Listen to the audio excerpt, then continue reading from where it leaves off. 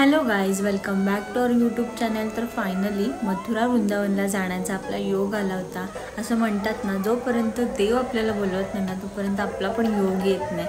खूप महिने आम्ही दिल्लीमध्ये होतो, आधी त्याच्या आधी पण राहत होतो, पण कधी जाण्याचा योगच नाही आला। पण फायनली आमची जी इच्छा होती ती पूर्ण झाली आणि मला वाटते प्रत्येक माणसाची इच्छा असेल मथुरा वृंदावनला जाण्याची। आमची सुद्धा होती आणि आता ती पूर्ण होती आहे। आम्ही ते कसं गेलो, आपली जर्नी कशी झाली, किती खर्च झाला, या सगळ्या गोष्टी मी शेअर करणार।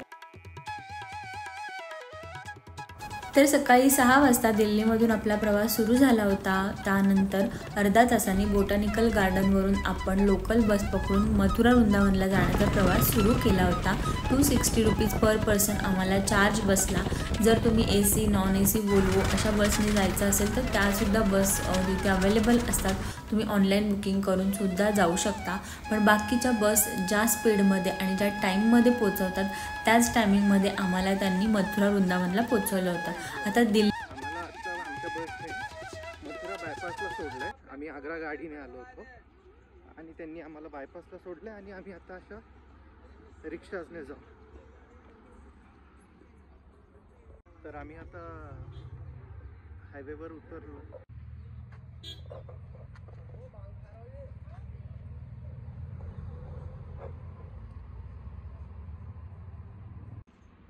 तर आम्ही आता निघालोय। आम्ही रिक्षामध्ये बसतो आणि शेअरिंग रिक्षाने आम्ही पहिले वृंदावनला जाणार। माझ्या माहितीत तरी मला हा एकच रूट माहिती आहे दिल्लीवरून। आपल्याला एका हायवेवरती ते थांबवतात, तुम्ही मथुरा वृंदावन दिल्लीवरून सांगितल्यावरती त्या हायवेच्या तिथून खाली उतरल्यानंतर खूप साऱ्या रिक्षा लागलेल्या असतात। तिथे तुम्ही शेअरिंग रिक्षाने पण जाऊ शकता किंवा प्रायव्हेट रिक्षासुद्धा करू शकता।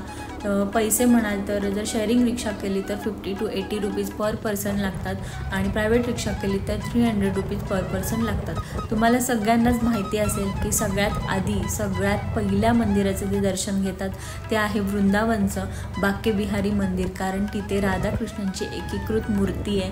आणि असं सुद्धा खूप मी ऐकलंय, व्हिडिओज बघितल्या, तिथे कितीही कठोर मनाचा जरी माणूस गेला ना तरी तो इमोशनल होतो आणि तो देव, ती मूर्ती आपल्याशी बोलते असं फील होतं। खूप सारे लोक रडतात तिथे जाऊन आणि असं पण म्हटलं जातं की तुम्ही किती पण तयारी करून जा, कितीही ठरवून जा की नाही तिथे आपण इमोशनल होणार, नाही तिथे रडणार, तरीसुद्धा खूप मोठे मोठे व्यक्तीसुद्धा तिथे रडतात, इमोशनल होतात। सो हे फक्त मी आजपर्यंत ऐकलं आहे, व्हिडिओजमध्ये बघितलं आहे, लोकांच्या तोंडून ऐकलं आहे। सो आज आपण स्वतः अनुभव घेणार आहोत। आम्हाला मंदिरापर्यंत जाण्यासाठी हायवेपासून 2 रिक्षा चेंज करायला लागल्या। पहिल्या रिक्षाचं जे भाडं होतं ते 80 रुपये होतं आणि त्यानंतर दुसऱ्या रिक्षाचं भाडं 20 रुपये होतं। तर ती रिक्षा आम्ही पुढे केलेली आहे, तुम्हाला दिसेलच। आणि खूप दिवसांपासून आमची इच्छा होती इकडे येण्याची आणि अचानक प्लॅन केला आणि विचार केला की चला निघूया। आणि दिल्लीमधून कुठेही प्रवास करायला थोडं इझी पडतं। इकडे आल्यानंतर आम्ही दुसरी रिक्षा केली। दुसऱ्या रिक्षाचं जे भाडं होतं ते 20 रुपये पर पर्सन होतं, म्हणजे वृंदावनमध्ये आल्यानंतर जी रिक्षा केली त्याचं भाडं।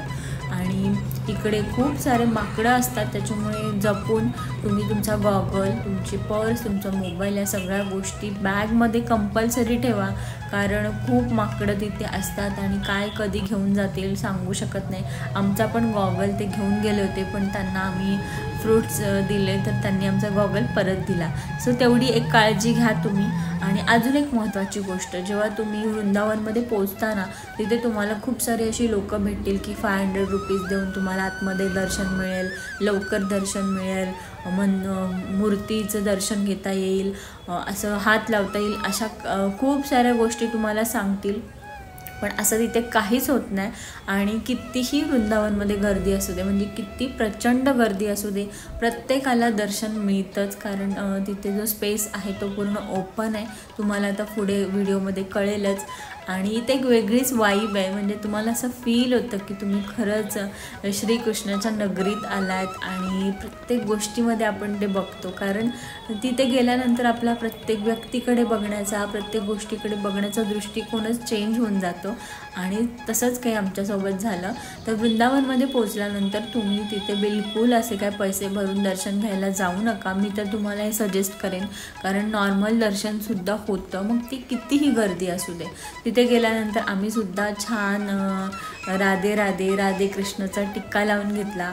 आणि टिक्का आम्ही ह्यासाठी लावतो, आवडतो सुद्धा, एक वेगळी फिलिंग येते, एक वेगळी एनर्जी फील होते आणि असं आपण रोज पण लावत नाही. आणि जे लावणारे असतात ना ते दिवसभर तिथे उभे असतात आणि ते आपल्याला तो टिक्का लावतात ना तर ते आपल्याकडून पैसेसुद्धा घेत नाही. म्हणजे तुमच्याकडे नसतील ना सुट्टे पैसे तर ते नका देऊ म्हणतात. आणि आम्ही ज्यांच्याकडून टिक्का लावून घेतला त्यांना एकच हात होता, ते दुसऱ्या हातामध्ये म्हणजे त्यांनी बांधून ठेवलं होतं. ते हे वाईट वाटत होतं. आणि आपल्या 5-10 रुपयांनी त्यांना एक आनंद मिळणार असेल तर काय हरकत आहे, 5-10 रुपये दिले तर, अशा विचाराने आम्ही तो टिक्का लावला. सो इथे असे गेट नंबर आहेत, तर त्या प्रत्येक गेटमधून तुम्ही एंट्री करून मंदिरामध्ये पोहोचू शकता आरामात. फक्त गर्दी असते, त्याच्यामुळे आपल्या महत्त्वाच्या वस्तू, सोन्याच्या वस्तू काही असतील, मोबाईल असेल, बॅग असेल, त्यानंतर बाकीच्या सगळ्या महत्त्वाच्या गोष्टींची स्वतः जबाबदारी घ्या. आणि तिथे आतमध्ये वगैरे मोबाईल वगैरे तुम्ही नेऊ शकता, पण मोबाईल असं जास्त बाहेर काढला तर म्हणजे पोलीस वगैरे घेतला म्हणजे पोलिसांनी तर तो सहसा 1-2 तास मिळत नाही. तर इथे आम्ही एका ठिकाणी चप्पल काढली आणि तिथून लाडू घेऊन गेलो. तिथे तुम्हाला हार, फुलं, त्यानंतर सगळं मिळेल. म्हणजे श्रीकृष्णाला तिथे देण्यासाठी, वाहण्यासाठी तुम्हाला जे काय पाहिजे असेल त्या सगळ्या गोष्टी तुम्हाला तिथे मिळतील. सो आम्ही फक्त लाडू घेतले आणि एक छान हार घेतला म्हणजे दोघांनी. आणि तिथे इतके सुंदर आणि छान हार असतात आणि कमळाचे वगैरे हार असतात. इतकं छान वाटतं ना, एकदम अट्रॅक्टिव्ह. आणि भोग चढवण्यासाठी तुम्हाला तिथे असे 50 रुपयापासून सुद्धा लाडू मिळतील. सो तुम्ही तिथे ते घेऊ शकता. आम्ही विकेंडला गेलो होतो, त्याच्यामुळे गर्दी अति प्रचंड होती. सणाला पण खूप जास्त गर्दी असते. आणि इथून आपण मंदिरामध्ये एंट्री करतो, इतके हार्टबीट्स वाढतात आणि इतकं छान वाटतं. लोक अशी मग्न झालेली असतात आणि म्हणजे प्रत्येक व्यक्तीचं जे लक्ष असतं ते फक्त देवाकडे असतं. आणि तिथे गेल्यानंतर खरंच एक वेगळीच फिलिंग आहे.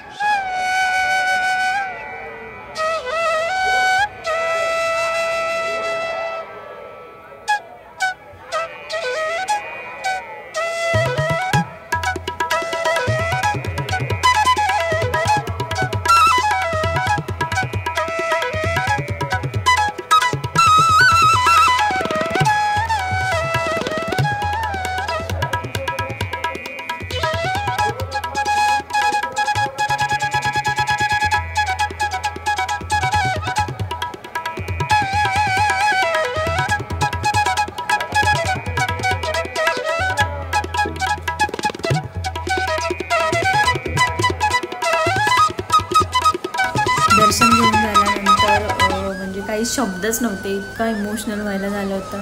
म्हणजे देवाकडे बघून फक्त डोळ्यातून अश्रू येत होते, जे तुम्हाला ऐकायला कदाचित म्हणजे असं जोक वाटेल किंवा हसायला येईल. पण खरंच जर तुम्ही मथुरा वृंदावनला गेला नसाल ना तर एकदा तरी जाऊन या. आता तर आपण फक्त वृंदावनमध्ये दर्शन घेतलं, पण माझं ना मनच भरलं नव्हतं. मला असं वाटत होतं की मी परत दर्शन घ्यावं. कारण तिथे गेलात ना तुम्ही आणि तुम्ही देवाकडे जेव्हा बघताना असं वाटतं देव तुमच्यासोबत बोलतोय. आणि असं वाटतं की देवाला सगळे तुमचे प्रॉब्लेम्स माहिती आहेत आणि आपलं देव सांत्वन करतोय. इतकी अशी वेगळी फिलिंग आहे की आत्ताही मला सांगताना माझ्या अंगावरती काटा येतोय. पण माझं मनच भरलं नव्हतं, त्याच्यामुळे पुन्हा मी दर्शन करण्यासाठी गेली. असं का मला वाटलं माहिती नाही, पण मी पुन्हा मंदिरामध्ये दर्शन करण्यासाठी गेले. कारण माझं मनच असं भरल्यासारखं वाटत नव्हतं. असं वाटत होतं की पुन्हा त्या देवाकडे बघत राहावं. आणि तिथे लोक अक्षरशः म्हणजे सगळे लोक म्हणा किंवा 50 to 80% लोक अक्षरशः रडत असतात, इमोशनल झालेले असतात. प्रत्येकाच्या डोळ्यामध्ये पाणी असतं, प्रत्येकाच्या चेहऱ्यावरती तो तुम्हाला भाव दिसेल. इतकं वेगळं आणि स्पेशल फिलिंग आहे. आणि बाकी पण खूप ठिकाणी आपण फिरलो आहे. तर आपण मथुरेला पण जाणार आहोत आणि अजून वेगवेगळ्या मंदिरांमध्ये पण जाणार आहोत. सो हा ब्लॉग खूप मोठा झाला आहे, म्हणून हा ब्लॉग मी इथेच संपवते. तर पुढचा ब्लॉगसुद्धा नक्की बघा, तोसुद्धा इंटरेस्टिंग असणार आहे.